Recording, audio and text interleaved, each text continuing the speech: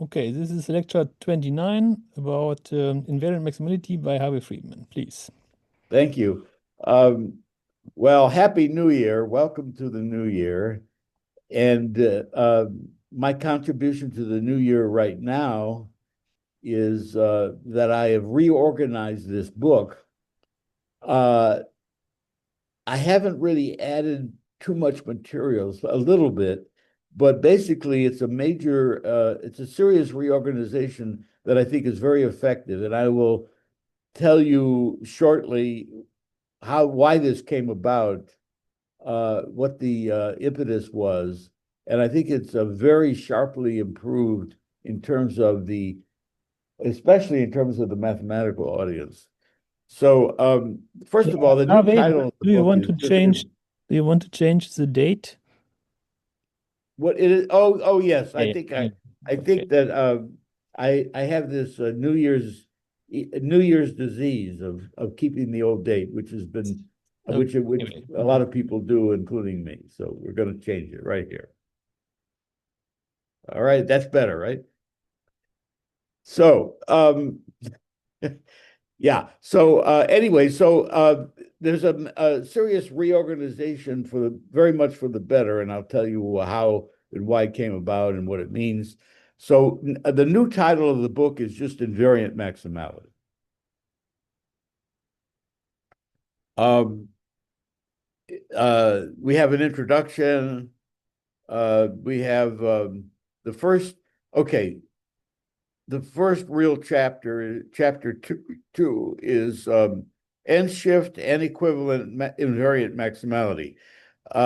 This refers to flavors of invariant maximality. Locally, and then we have a third flavor called locally invariant maximality.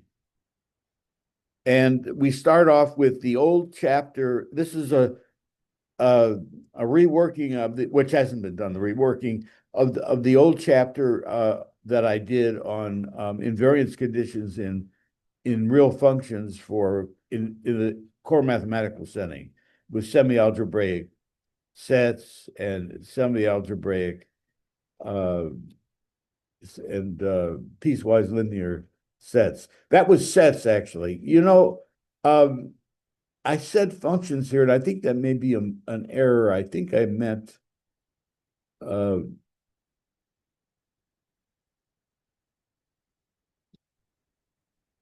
maybe I should do this.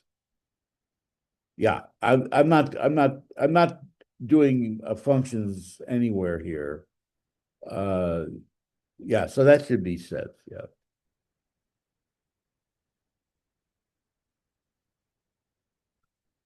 maybe I should say real number sets. Sets of real numbers. Let's do this. Yes. Uh, Sets of well, it's sets of let's do it this way.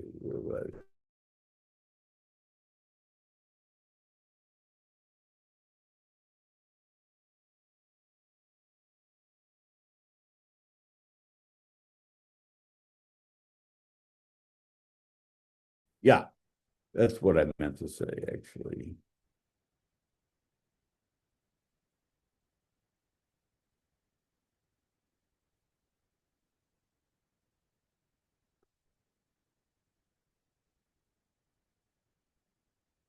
Yeah.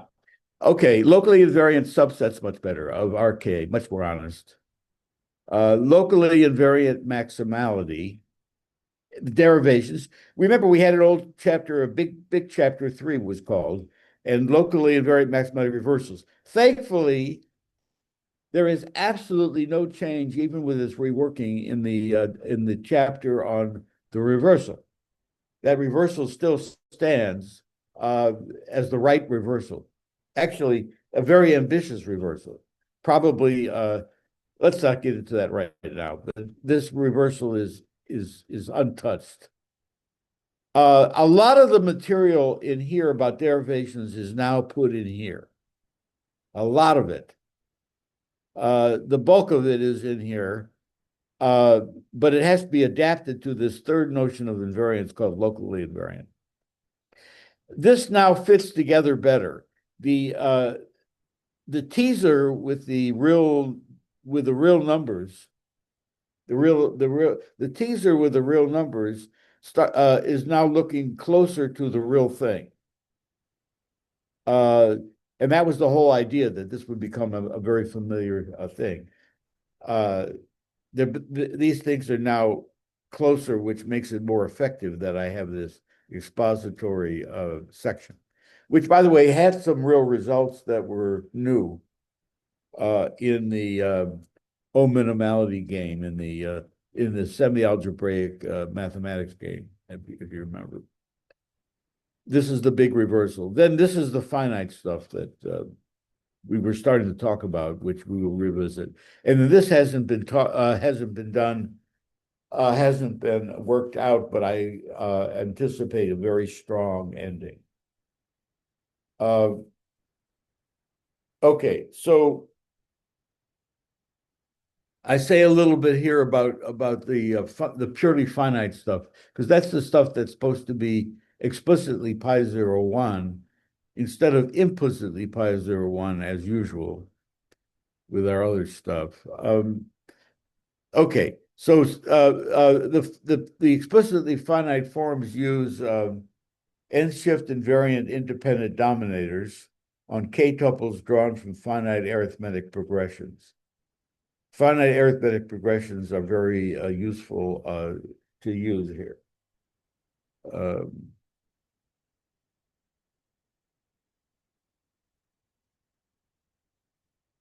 Okay, the old upper shift that I used to talk about a lot is not used in the infinite theory here. It can be used, and I may want to use it. It's not clear yet. May want to use it, can be used, may want to use it, not sure, in chapter 6. Probably not. But it doesn't work as well as n-shift and n-equivalence and the infinite stuff. It will be used in the next book, however, for the infinite stuff, dealing with the huge cardinal hierarchy. So there's another book coming, which we don't want to talk about, in which everything goes up to the biggest large cardinal, or almost the biggest, and maybe bigger, eventually bigger even than these. Because the upper shift becomes the elementary embedding. We're huge.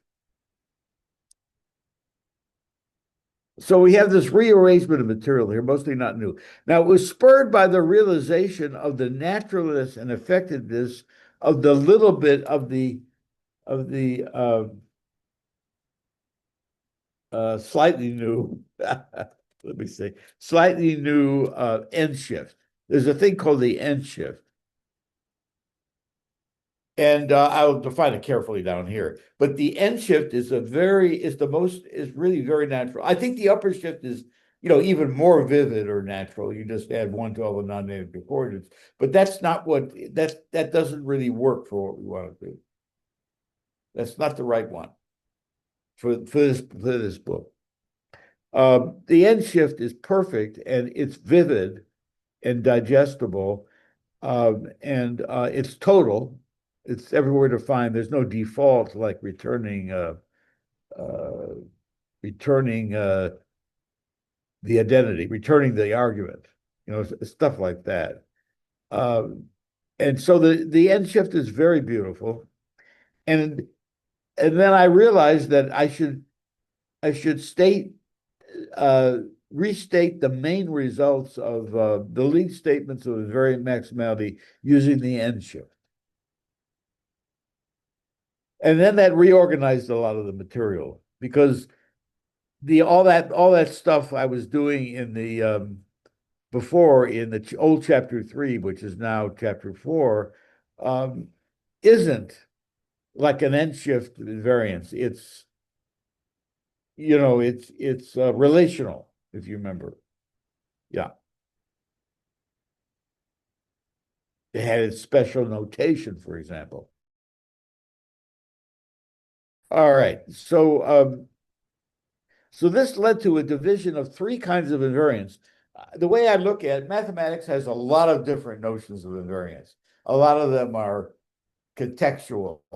That you have to be in a group, or group acting on a set, on a space, or stuff like that. There's a lot of notions of invariance, and I really focus on three really now, the way I look at it. Function invariance, equivalence invariance, and local invariance. And these are spelled out in abstract early on in the text. And this chapter 2 that we're talking about, the first serious chapter, the headline results, the absolute headlines, I call them the lead statements, all are stated in terms of function invariance. But also equivalence invariance is not as simple to state, and I don't want to make it the lead, but equivalence invariance is used throughout this chapter as a variant, and also it's useful, it's needed. It's stronger. Equivalence invariance and shift invariance.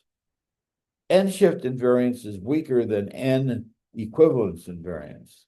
So it's a stronger thing. And then local invariance is not touched at all in this chapter.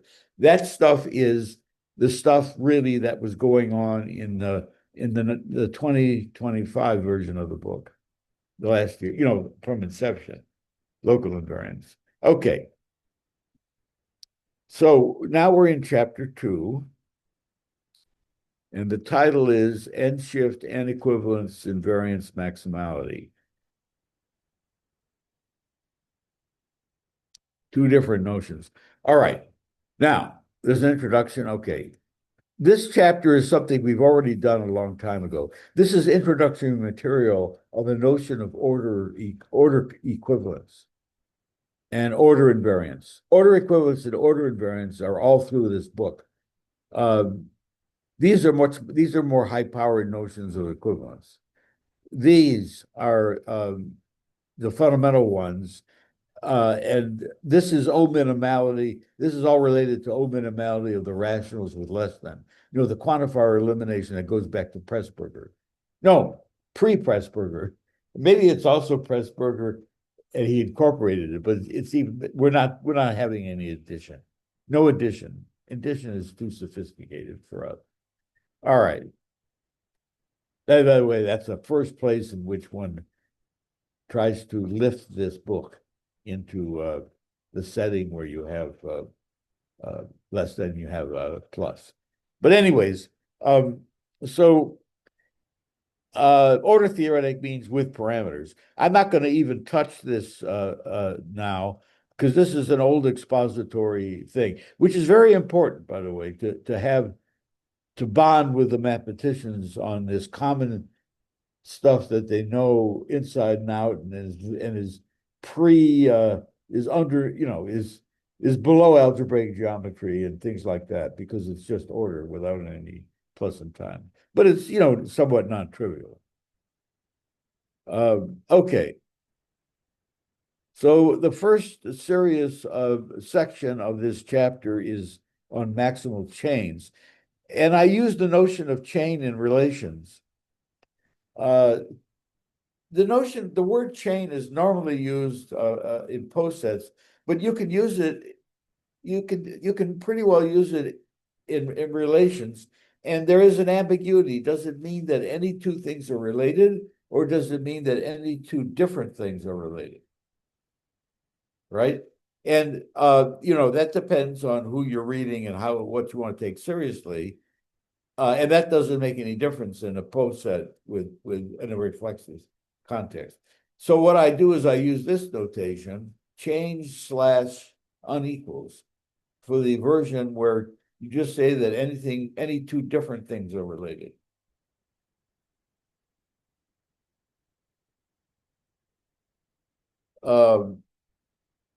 So that's the notion. I'm using chains in the strongest sense. Okay, so we first talk about chains, but also in order invariant relations. We're order invariant relations on these intervals. By the way, there's a reason which I haven't really stated and talked about very much, why I do things on closed intervals instead of doing it on all of Q. Let's postpone that discussion. But I do this on these closed intervals here, which is centered around zero. All right, so we're not doing any invariance yet. So this is all the material that you do with maximality, with maximal chains, very introductory stuff. It's kind of interesting, though, in order invariant relations, because you can get a maximal chain that's exponential time computable. And so there's some interesting computational complexity wrinkles here that I don't get really serious about. I mean, this is not a, like completeness of the, exponential time completeness, that kind of issue. I just throw that out as something for people to think about. But it's worthwhile, clearly. All right, so then I talk about the notion of three kinds of invariance: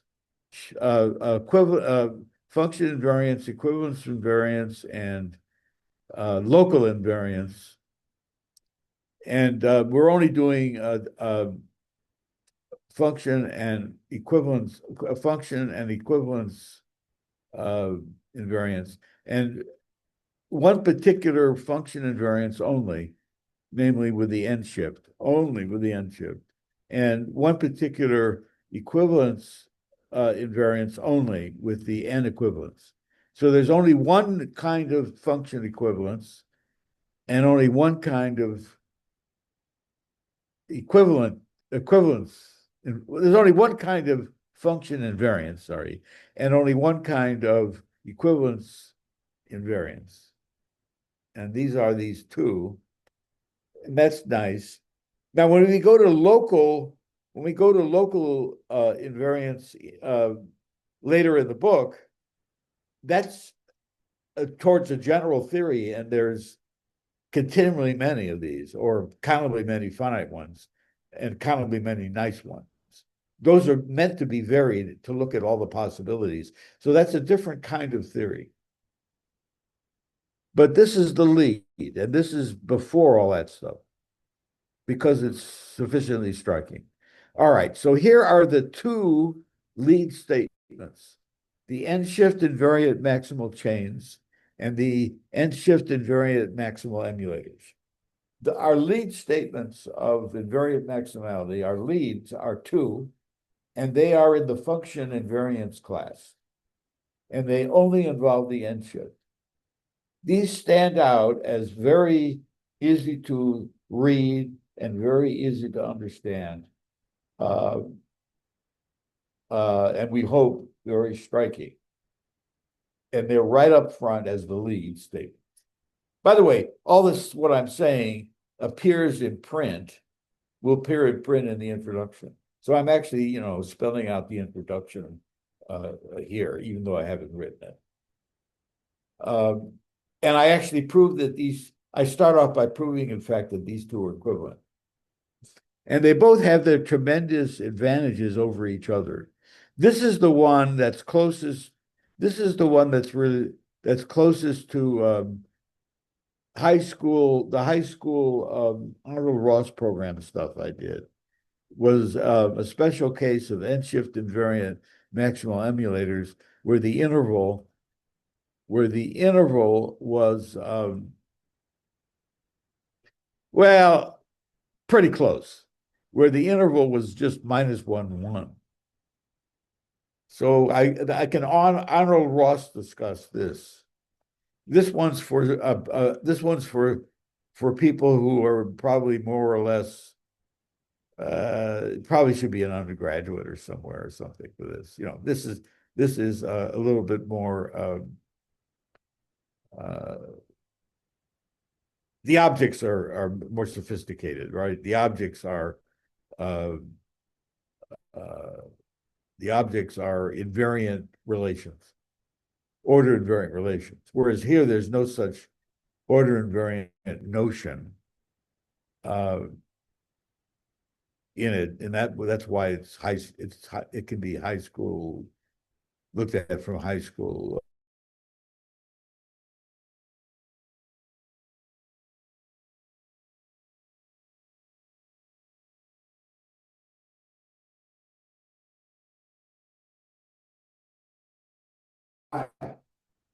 By the way, in the bathroom,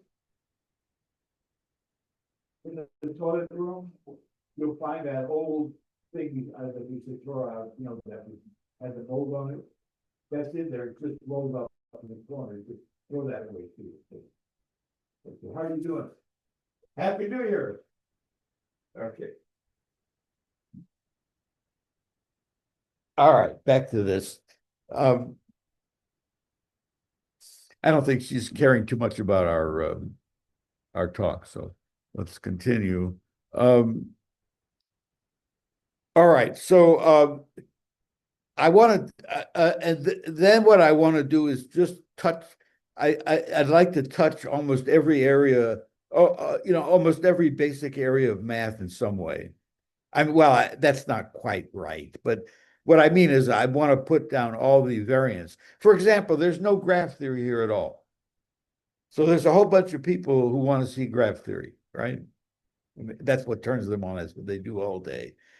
All right, so things like that. All right, the first thing is that we can do antichains and variance. This is all trivial that these statements are equivalent when you do that.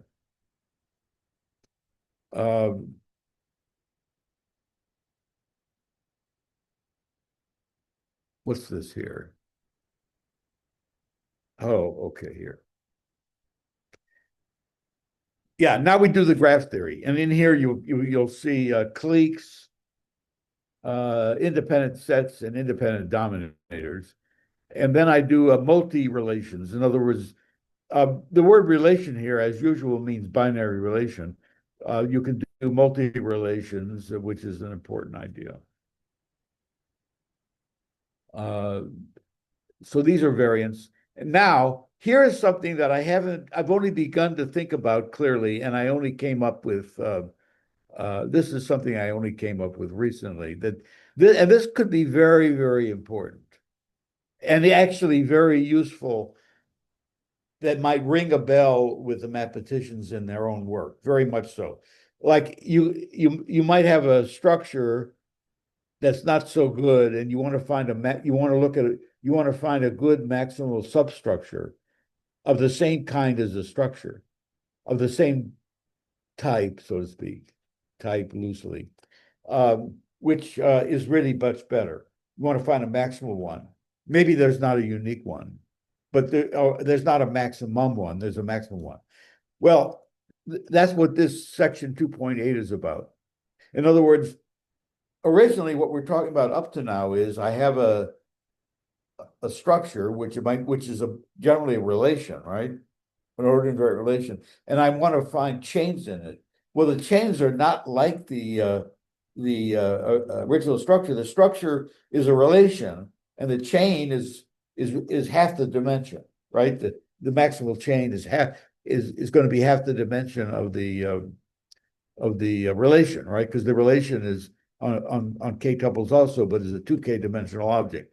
Whereas here we're talking about cutting the same type. In other words, so this is really interesting.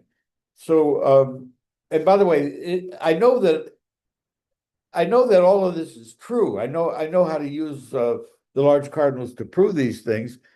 But then there's the question of whether they're strong, and I think they're clearly strong. But I think there's some other things going on here that are going to be interesting and surprising. So I don't, and also some comprehensive statements. I'm looking for maybe a statement in 2.8, maybe a more sophisticated version, that says if you have any structure, good structure, you can find a maximal better structure, which is invariant, nicely invariant, and that's the general principle. that may be applicable in a lot of situations, and maybe false in a lot of situations. But anyways, that's the template that every not so great, pretty nice structure has a much better maximal substructure. Maximal substructure that's much better, which is also invariant, has certain invariance properties. So it's beginning to look like something that may be getting much closer to the rest of mathematics than we have here with just the order. So this is important, the 2-point AB flow. So I picked a bunch of notions. So people are familiar. You have a relation. Well, all right, a complete relation is just a relation. It's like a complete graph. It's a relation where you have everything related to everything else that's around in the field. In other words, it's a relation which is equal to the square of its field. That's what a complete subrelation is. A complete relation is. And by the way, you could take subrelations, which just means inclusion, or you could take restrictions. That's in graph theory. That's talked about subgraphs or what's called induced subgraphs. Those differences. A lot of people, you've been there, I'm pretty sure. You have a relation that's not univalent. You want to take one that is univalent. That's like the actual choice. That's like so you want to look at a maximal univalent one.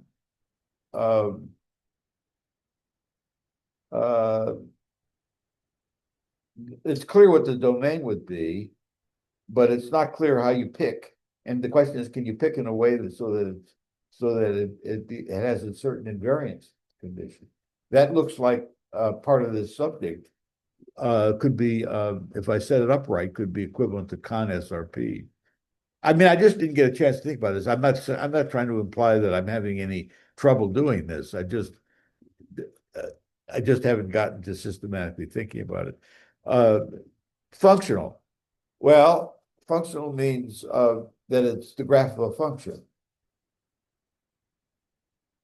Bijective. So you might have a relation, and then you want to find a maximal bijection that's included in it. You see, and then you want this to be, it could be a subrelation or restriction, and you want this to be, of course, invariant. See, all this stuff, this may all be a large cardinals, all of it. Let me think about it. All right. I mean, I already know some of this. I think I already know that this is the case with complete. But let's move on. Okay, this is a combinatorial thing that says if I move the numbers down, then I get consequences. So as the numbers go up, the statements get stronger, so to speak. Although not strictly stronger, although it's probably true. I'm not claiming that, right? I'm just claiming if it's true for K and N, it's automatically true for K prime and N prime when K prime and N prime are respectively less than or equal to K and N. It's just the obvious thing. All right. Now, all this stuff, now this is the most friendly way I want to show the mathematicians how cardinals set theory enters into all this stuff. And I use invariant maximal chains. Remember, they're all equivalent things here. I use a variant maximal chain version with a stronger equivalence, with a stronger notion of invariance. Remember, this chapter is a derivation chapter. I'm trying to prove statements. I'm not reversing anything. The reversals come later in the book. I reverse statements that are ostensibly a lot weaker. And obviously those are the best reversals. So I take apart this statement with a K, but I break it up and take the mathematician along on what to do. First of all, you start with a situation where you're in dimension 1. And this is a triviality because you can actually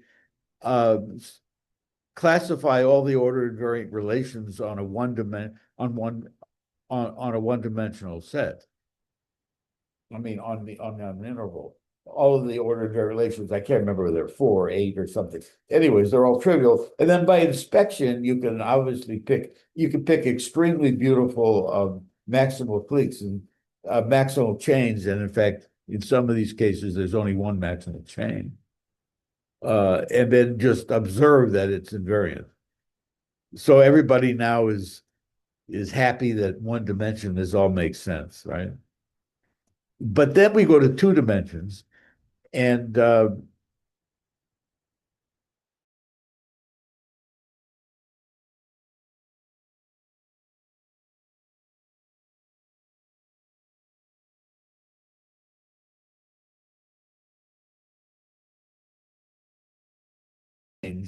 but not necessarily, but not in this book, not in this book, too much, because we've strengthened the invariance in a way that I believe that I can start to control the dimension and the interval. But I'm not going to try this in this book.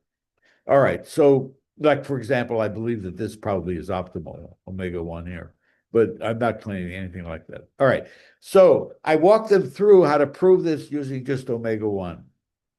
And you can see exactly where the transfinite induction is right here. You'd be the inductive greedy chain.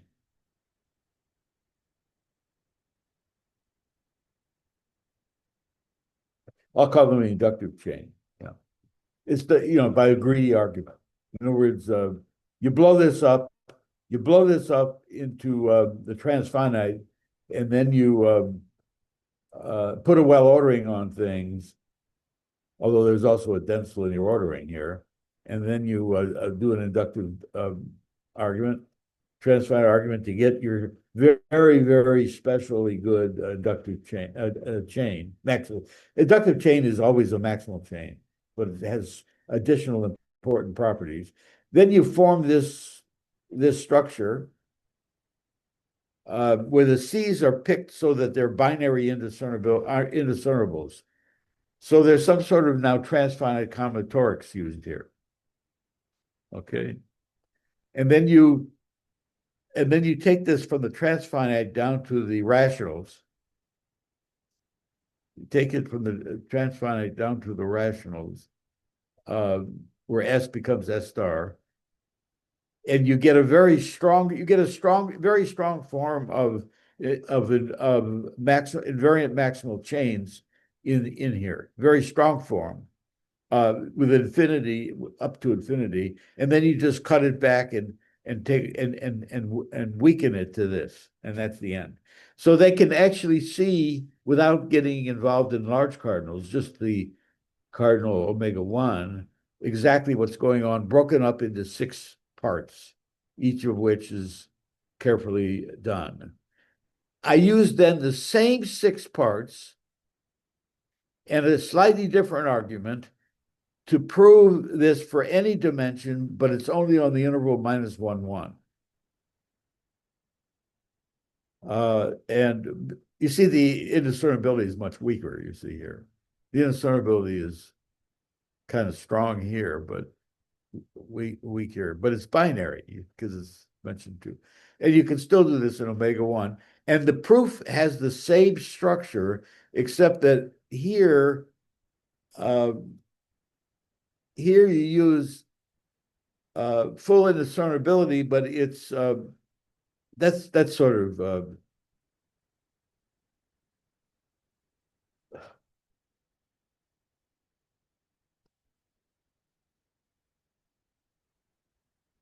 it's probably too misleading. Yeah, restricted full indiscernibility. You just use a variant of this this binary indiscernibility. It's a variant.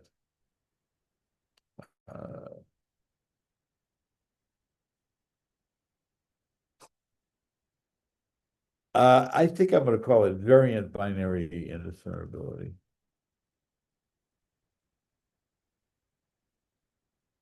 Yeah. Okay. But you notice 1, 2, 3, 4, 5, 6 are so similar.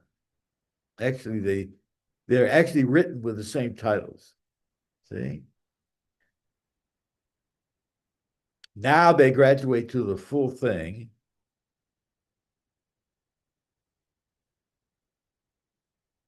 Same title, same thing, except here I use the word full indiscernibility, and that's the indiscernibility that you can't get without the large cardinals, right there. See, it's all well organized, perfectly organized.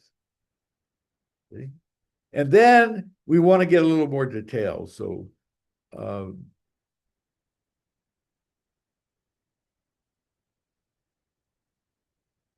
yeah, I want to make sure I got the numbers right for this. Just that's a detail. But I handle the case k greater than or equal to 3 and n greater than or equal to 2 because the cases with where k is less than or equal to 2 and or n is less than or n is 1 were handled already. So these are the only cases, right? And here I get serious about this when I fix the k and n. So this is for fixed k and n that I do this. So this tells me what cardinal I need. Now I don't expect the mathematicians even to probably even try to read this, but they may glance at this and they're going to look at the other stuff with the omega one. This was silly. This is from an old version here.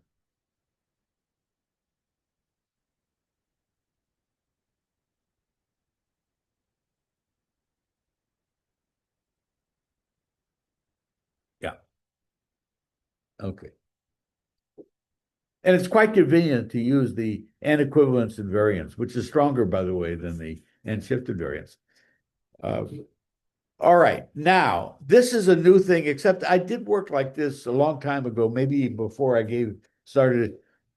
I had already not gotten into the lectures in a different version. But n equivalence is in a way that I'm going to refine and make sure that it's the most convincing. N equivalence is the n equivalent invariance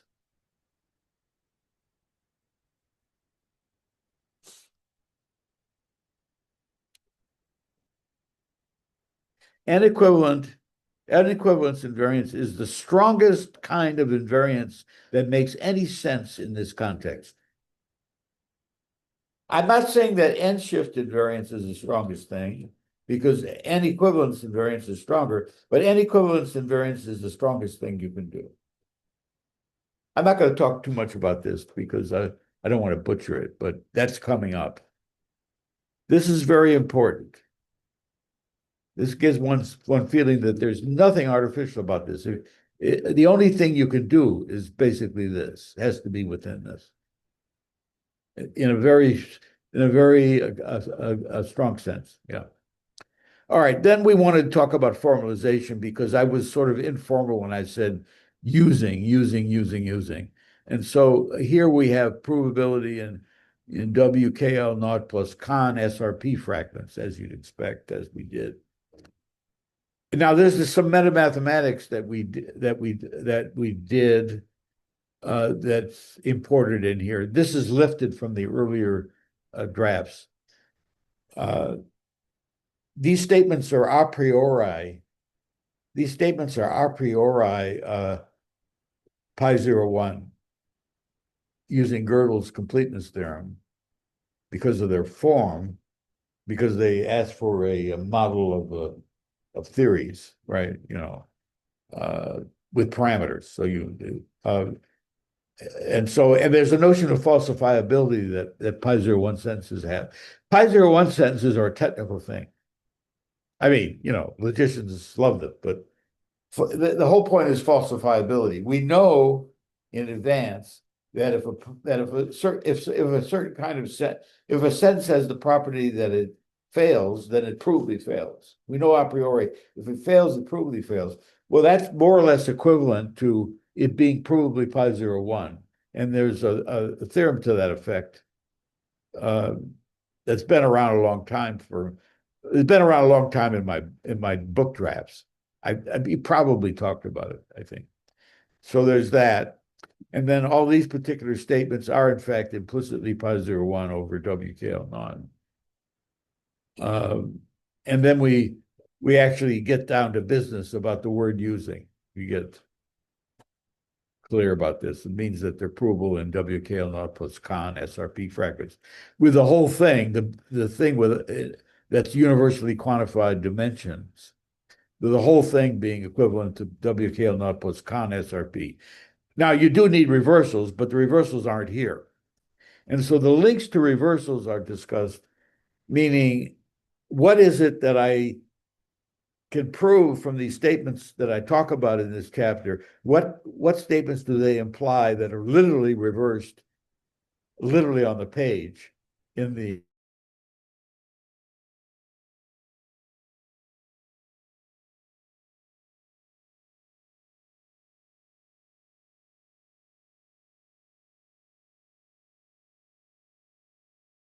out by an integer?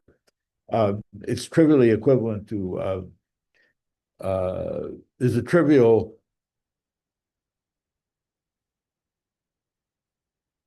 equivalent, in fact, yeah, to yes, trivially equivalent. No, trivial consequence of. I'm sorry, no, trivial consequence of an equivalence invariance. Trivial consequence of an equivalence invariance. So therefore, everything is getting reversed here. Everything is getting reversed here later in the book. Okay, so now I don't want to have 15 minutes more, but that's basically what's going on. I can just breeze through the actual text here. So a relation is just what normally we think of as a relation, a set of ordered pairs. A chain is just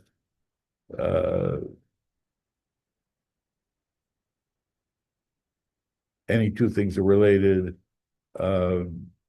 Okay, now you might as well start off with every relation on every set has a maximal chain. That's equivalent to the axiom of choice.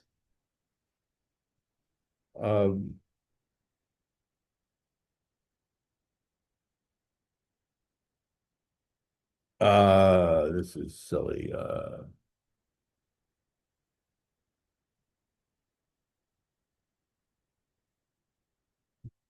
Every relation on every set has a maximal chain. That's what I meant to say. For countable case, RCA naught. For finite case, exponential function arithmetic. This is all standard. Then when we go to ordered invariant relations, so an ordered invariant relation is just a relation with a property that it's just a relation on this space with the property that it's an ordered invariant, that it's an ordered invariant as a subset. Yeah. So this has been around forever. We've been talking about this as a subset.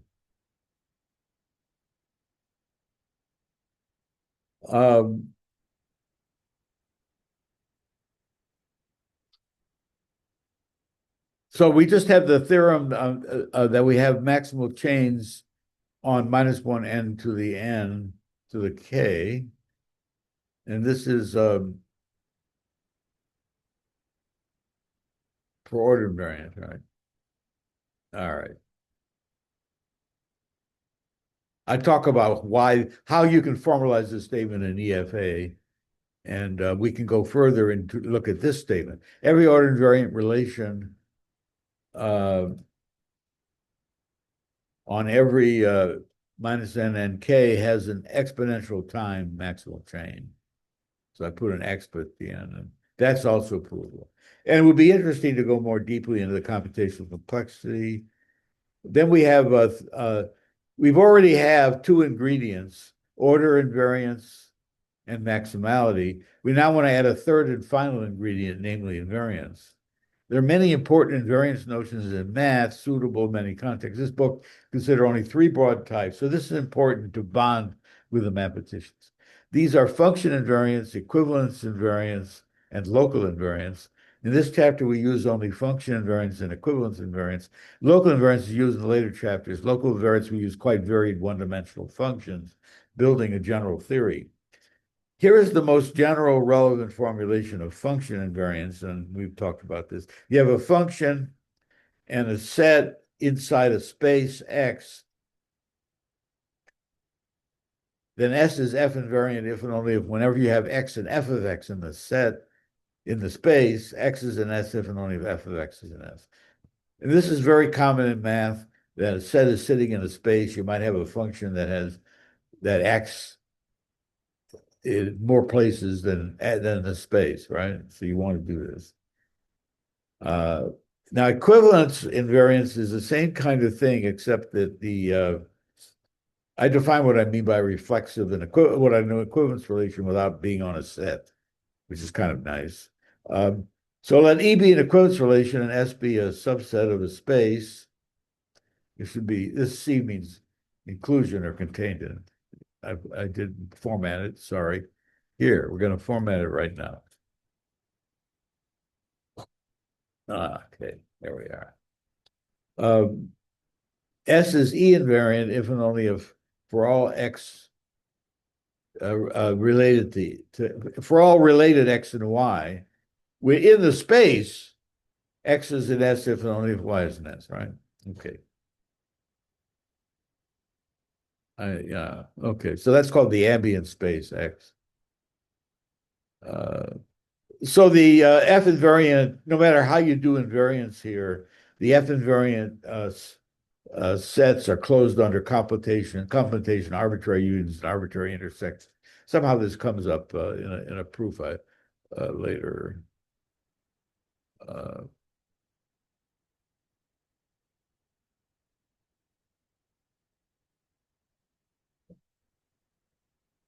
Oh, yeah, this is wrongly repeated. Yeah, all right. In this chapter, we use function invariance with only a single function, the end shift, and equivalence invariance with only a single equivalence relation. Okay, now here is this end shift, and I'd like to state it as a map on the. I'd actually like to state it as a map on the set of all finite sequences from Q. And the upper shift of X is obtained by adding, oh, no, that's the upper shift. I don't want to do that. The end shift. Ha, sorry, I just screwed this up. End shift of X is obtained from X by adding one. Yes, this is weaker.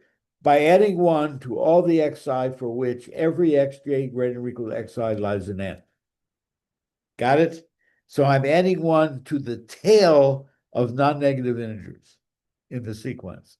I'm adding one to all Xi for which Xj is greater than or equal to Xi lies in Xn, lies in N. So I give two examples. And if you unravel these examples, you have to understand exactly what I mean. It's pretty clear.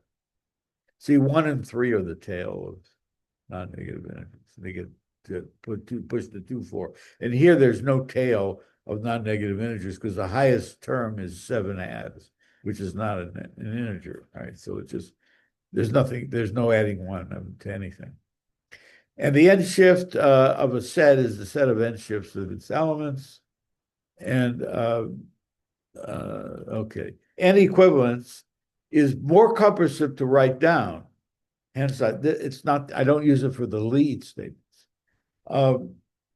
It's the equivalence relation that they have to be order equivalent, and for any I, every Xi greater or equal to Xi, Xj greater or equal to Xi lies in N, if and only if every Yj greater or equal to Yi lies in N. In other words, the non-negative tail is in the same positions on both sets. Is in the same position, the non-negative tail. Yeah, I think I might actually explain these I might give alternative definitions that are equivalent using the word N tail, capital N hyphen tail, TAIL. And if I do that, I can also state it nicely, and everybody's happy because this is all clean enough, enough. So then we can actually literally write this down. N shift invariance, if and only if for all x and N shift of x, that should be an element. How about that?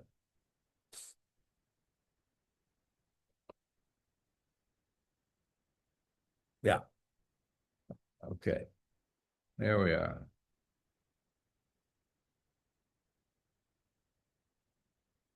All right. N equivalence implies N shift equivalence. N equivalence implies N shift equivalence is trivial when K equals 1, but otherwise it's false. And the other way is N equivalence implies N shift equivalence is trivial, but N shift invariance are N equivalent. Yeah. So if S is N equivalent invariant, then S is N shift invariant, and not vice versa. If K is at least 2. Okay.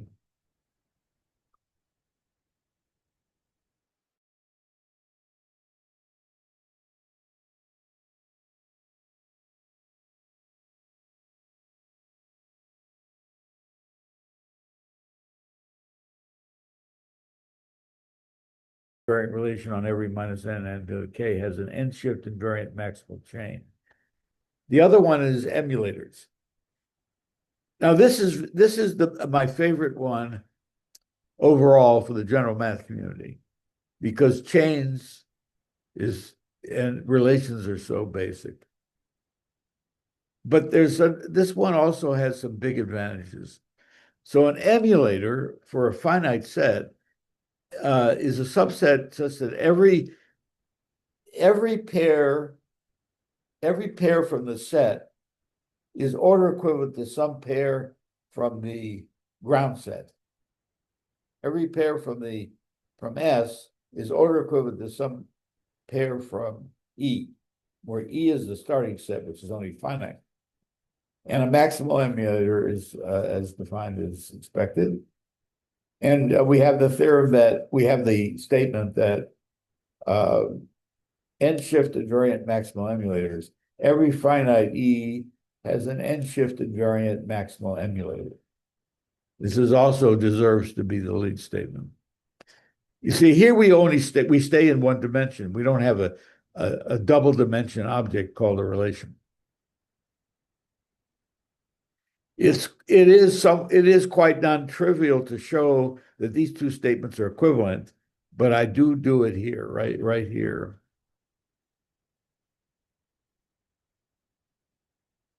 In general, in these statements, I'm quantifying over K and N, but sometimes I don't, as I showed you.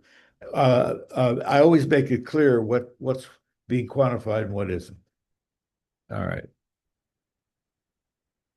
So I go through a proof here with lemmas. It's kind of a little serious, and do show the equivalence.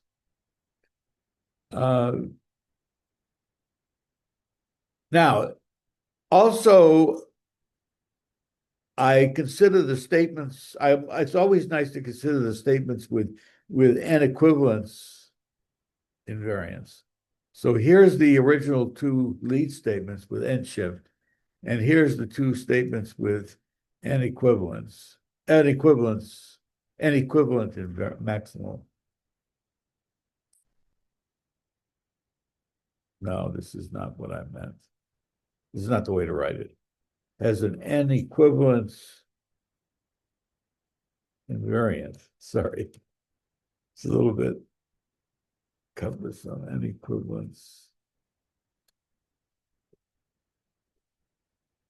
Okay, there we are. Stated right. Okay, and it's convenient to shift over to N equivalence invariance. And this is okay because this chapter is derivation. So if you derive something stronger, that's better.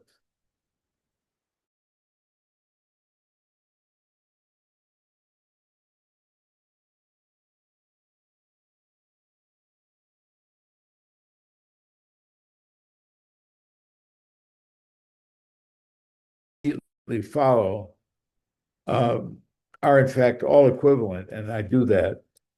Uh, we do a circular chain. Uh, you don't really need to know get into this too much, but anyways, it's not trivial to do this. It's a little tricky, but some of it's a little tricky. Other parts of it are trivial. Yeah, I need an auxiliary statement. Okay. Then I get into further variance. Uh, which we talked about briefly, and these are trivial variants, antichains, all it's all similar. Here I'm only now doing n equivalence variants.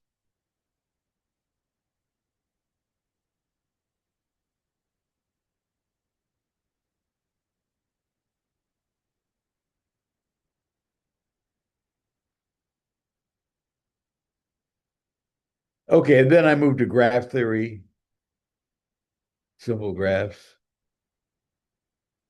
An order invariant simple graph is a simple graph whose adjacency relation is a order invariant set in twice the dimension, just as you expect.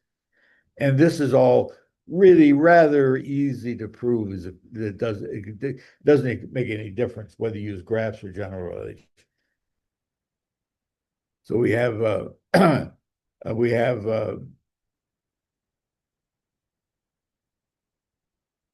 yeah, that's the definition. We have invariant maximal cliques, and we have invariant maximal independent sets.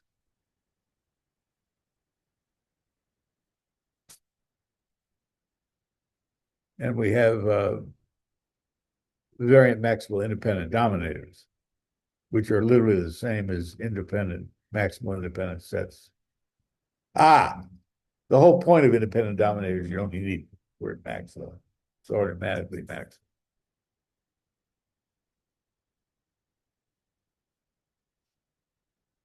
All right, all these statements are provably equivalent to the two lead statements, right? Even yeah, because they're all equivalent to the two lead statements changed to be uh,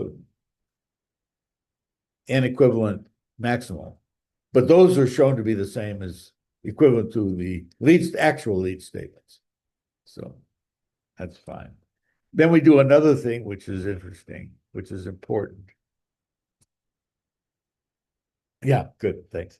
We do another thing that's important, and that's look at multi-relations. So an RA relation, if you just use the word relation, everybody knows it's a two-area relation. But an RA relation you can talk about. And then the notion of change is the same in there. Now, I don't want to get into too many variants, but this would be like going to hypergraphs. All right. But I just do it there. So I call this IM little r CH NEQ. So N equivalence invariant maximal multi-chains. Every order invariant RA relation on every one of our spaces has an N equivalence invariant maximal R chain. Just the obvious generalization. And I proved that these are equivalent. A little bit tricky argument, but not too bad. Of course, in order to get this,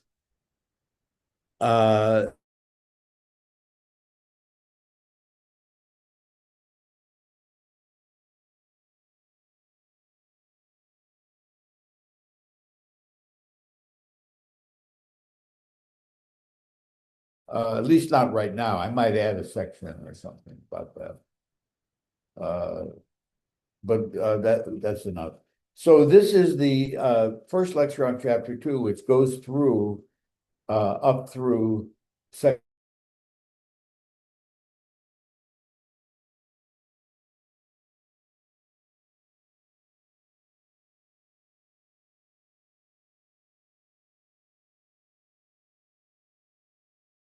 time.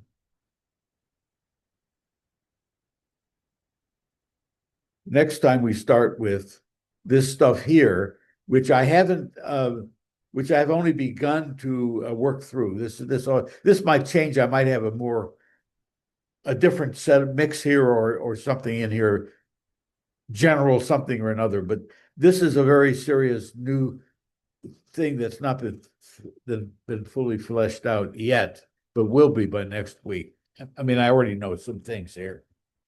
So we'll do 2.8. We'll probably do, well, I probably won't say much about this. I think this may not be completely straightforward. Yeah. No, I'm trying to remember. Yeah. Let me think about that. I don't know if that's trivial or not, but I'll certainly have that tomorrow, next time. Okay, and then I will want to go through this, even though we've been through this more or less in various guises. It's now been streamlined, and I want to make sure that my streamlining is perfect. So I think that we could, in fact, finish chapter 2. I think we can finish chapter 2 next lecture. And go on from there. So I think we finished chapter 2 the next lecture, and then I will do some streamlining here with a new philosophy of local invariance, and talk a little bit about, although we've talked about this before, about the core mathematics. Now that I've got local invariance notions centered out, I think that this requires some tender, loving care. So we can do that the following week. This has some material that's not in 2 because local invariance is so much more variant. In other words, there's so many different things there. But I'm not going to just repeat stuff that literally is almost unchanged. Like I analyzed all finite locally invariant maximality. I analyzed that completely, if you remember. And that's not going to change. That's a well-defined piece of combinatorics. I'm not going to touch the reversal. So we don't want to do much of that. But there will be some things we want to revisit some things. Not much. And then soon we're going to aim for sometime, and will be in February probably. We're going to aim for where we were before, which is the finite stuff with the arithmetic progressions. And then we finish everything off with invariant game theory. So I'm expecting maybe the first 2 months, maybe we can wrap this up, maybe I'd say the first 3 months to be safe, because I don't know quite what monsters lay in here. Okay, so I think it's time for me to wrap it up here and ask for questions.